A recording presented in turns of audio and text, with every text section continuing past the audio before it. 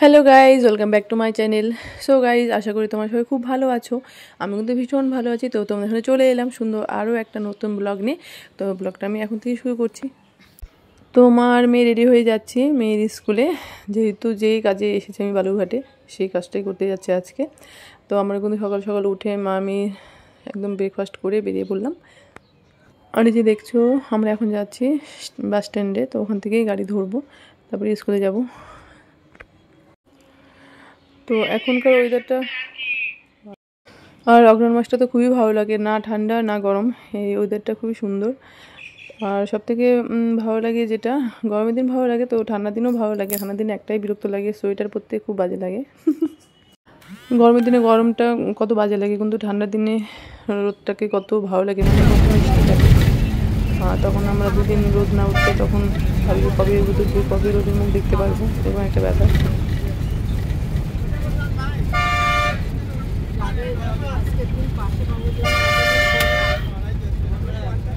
আর আজকের ওয়েদারটা ভীষণ সুন্দর ছিল, খুব সুন্দর, তোমরা দেখে বুঝতে পারছো।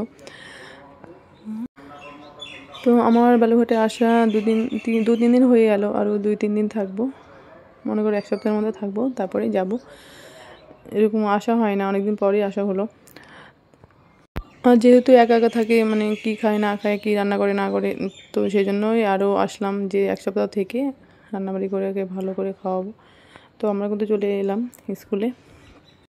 আর অনেকে তো বলে যে মেয়েকে একা একা রেখে দিয়েছো, এখানে একা একা রান্না করে খাওয়া, তুমি গিয়ে থাকবে, কিন্তু আমি কিভাবে থাকবো, আমারও তো বাড়িতে প্রবলেম, যেহেতু ছেলে আছে ছোট, ওকে দেখতে হয়, শাশুড়ি তো সব কাজ করতে পারে না না।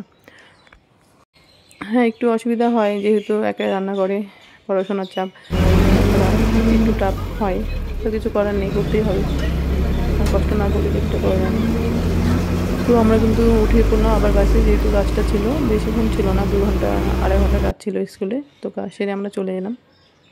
আর চলে এলাম যেহেতু আমাদের দেরি হয়ে গেছে স্কুল থেকে আসতে আসতে অনেকটা, তো ইচ্ছা করলো না যে বাড়িতে গিয়ে রান্না করে খাই। তো মেয়েকে বললাম চল আমরা কোনো রেস্টুরেন্টে গিয়ে খাওয়া দাওয়া করে আসি।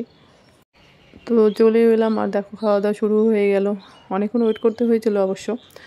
তো আমরা খাচ্ছি যেটা নান, আর হচ্ছে ফ্রাইড রাইস, আর পনির তরকারি। তো অনেক দিন পরই খাওয়া হলো নানটা। তো এখন তো খাওয়া দাওয়া খুব হিসেব করে খেতে হয়।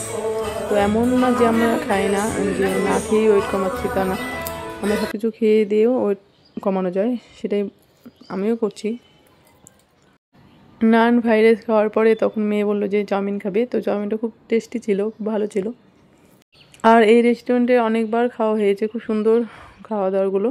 আর ফ্রাইড রাইসও সুন্দর ছিল, নানটাও ভালো ছিল, আর পনির তরকারিও ভালো ছিল। আর সবার লাস্টে অর্ডার করা হলো, এটা হচ্ছে চিংড়ি মাছের বড়া, এটা হচ্ছে লাস্ট ছিল। এটাও ভীষণ সুন্দর ছিল, মানে টেস্টি ছিল এটাও। তো ওখান থেকে খাওয়া দাওয়ার পর আমরা চলে এলাম মলে, যে কিছুটা শপিং বাকি ছিল ওটাই করতে। আশা করি ভিডিওটা তোমাদের ভালোই লাগবে, খারাপ লাগবে না। তো যাই হোক, আবার খুব তাড়াতাড়ি দেখা হচ্ছে তোমাদের সাথে নেক্সট ব্লগে। ততক্ষণ তোমরা সুস্থ থাকো, ভালো থেকো, সবাইকে ভালো রেখো। তো টাটা, বাই।